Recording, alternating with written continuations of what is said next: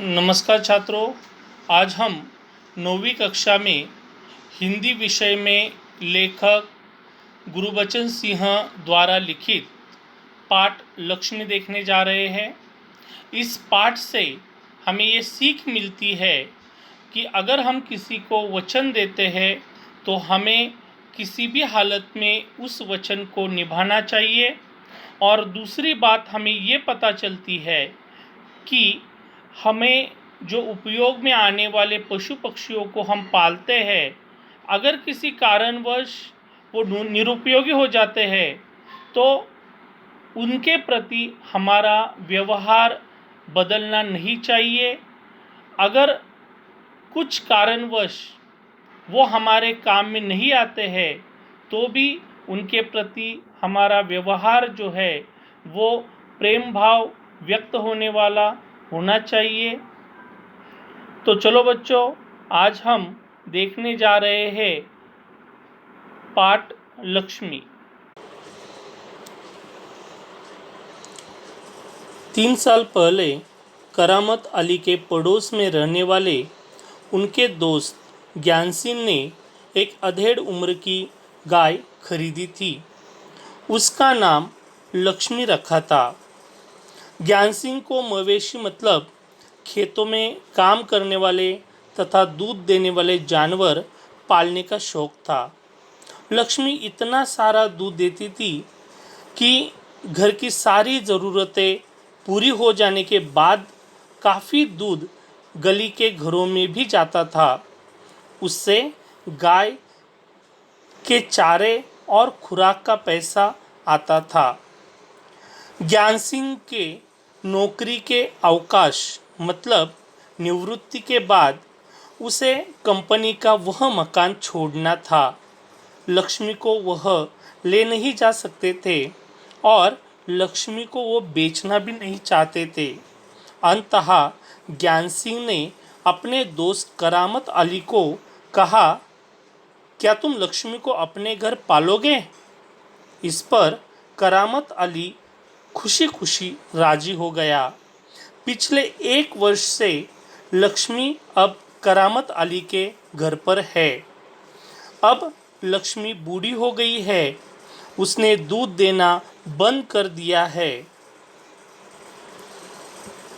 उस दिन करामत अली का लड़का रहमान तेज में मतलब गुस्से में आकर लक्ष्मी को पीठ पर डंडे बरसा देता है।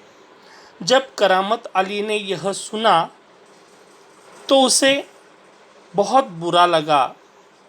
वह लक्ष्मी के पास आकर उसने लक्ष्मी की पीठ, माथे पर हाथ फेरा। करामत अली की पत्नी रमजानी ने लाया रोगन मतलब मलहम लक्ष्मी के पीठ पर लगाया। करामत अली गुस्से से बेटे रहमान को कोसने लगा। लक्ष्मी अब दूध नहीं दे सकती, इतना ही लक्ष्मी का कसूर था। दूसरे दिन सुबह करामत अली ड्यूटी पर जाने के लिए निकला तो पत्नी रमजानी बोली, लक्ष्मी दूध नहीं देगी तो खूंटे से बांधकर हम उसे खिलाएंगे कैसे? सादा चारे का ही महीने में 300-350 का खर्च है। हमारी स्थिति ऐसी नहीं जो हम इसे खिला सके। करामत अली ने इस विषय में कभी सोचा ही नहीं था। उसकी परेशानी देखकर उसके दोस्त नईम ने लक्ष्मी को बेचने का सुझाव दिया, पर वह लक्ष्मी को बेचने के बारे में सोच भी नहीं सकता था। कुछ दिनों बाद करामत अली लक्ष्मी के लिए पुआल मतलब धान के सूखे डंठल लाने के लिए रमजानी से पैसे मांगे तो रमजानी ने घर के राशन के लिए रखे पैसों में से 20 रुपए दिए, पर इसमें 2-4 दिन ही निकल जाएंगे।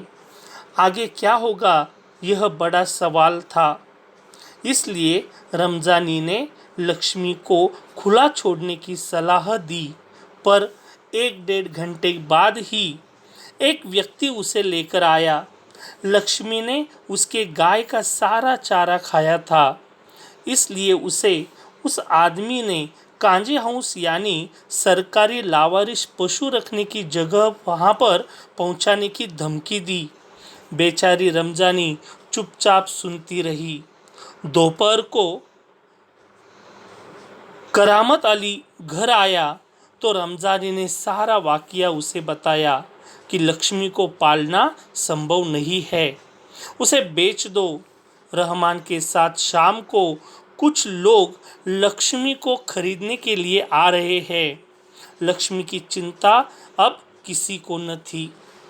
शाम को 7-8 बजे के करीब रहमान एक व्यक्ति को अपने साथ लाया। करामत अली ने उसे पूछा, तुम यह बूढ़ी गाय को जो दूध भी नहीं देती उसे क्यों खरीदना चाहते हो?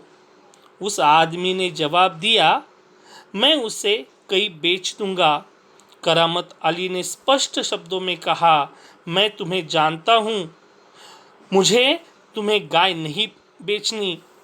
वह आदमी तो चला गया, पर पत्नी रमजानी उस पर चिल्लाने लगी।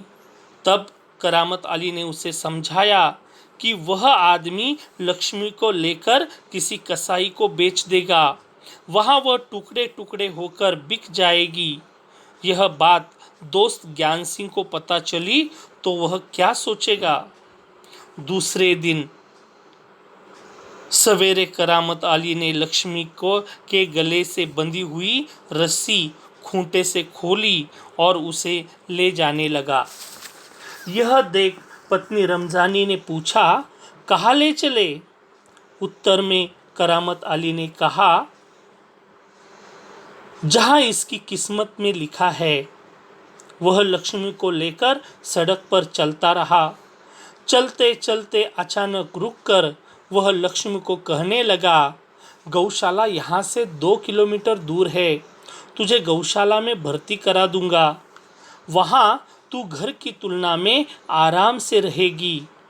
मैं तुम्हें देखने आया करूँगा, तब तू मुझे पहचानेगी भी या नहीं?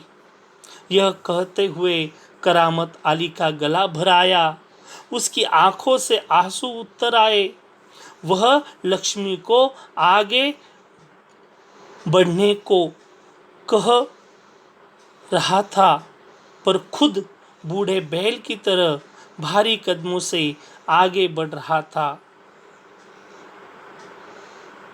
तो बच्चों, इस तरह से जब तक लक्ष्मी दूध दे रही थी तब तक उसका ख्याल रखा जा रहा था। जैसे ही दूध देना लक्ष्मी ने बंद हुआ तो हर कोई उसे बेचने की सोच रहा था, पर करामत अली के लिए वह मात्र एक जानवर नहीं था, वह उसके मित्र ज्ञान सिंह की अमानत थी। उसे वह कटने नहीं दे सकता था। इस तरह से इस पाठ से हमें वचन पूर्ति और प्राणी मात्रों पर दया दिखलाने की सीख मिलती है। बच्चों, इस पाठ के कठिन शब्द इस प्रकार है।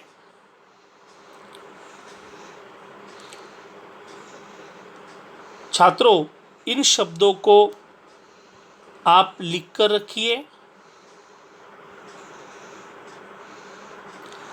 अंत में आज का गृह कार्य इस प्रकार है।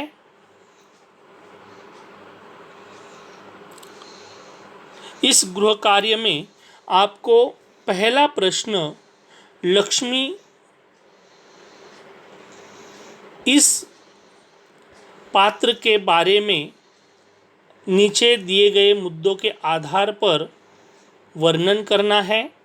जैसे कि लक्ष्मी की उम्र क्या है, उसकी नस्ल क्या है, और मुख्यतः जब वो दूध देती थी तब की स्थिति क्या थी, उसे किस प्रकार से उसका रखरखाव होता था, किस प्रकार से उसे चारा दिया जाता था, उसकी देखभाल की जाती थी, और जब वो बूढ़ी हो जाती है, वो दूध देना बंद कर देती है, तो किस प्रकार से उसके देखभाल में बदलाव आता है, इन दोनों स्थितियों का आपको विस्तृत वर्णन करना है।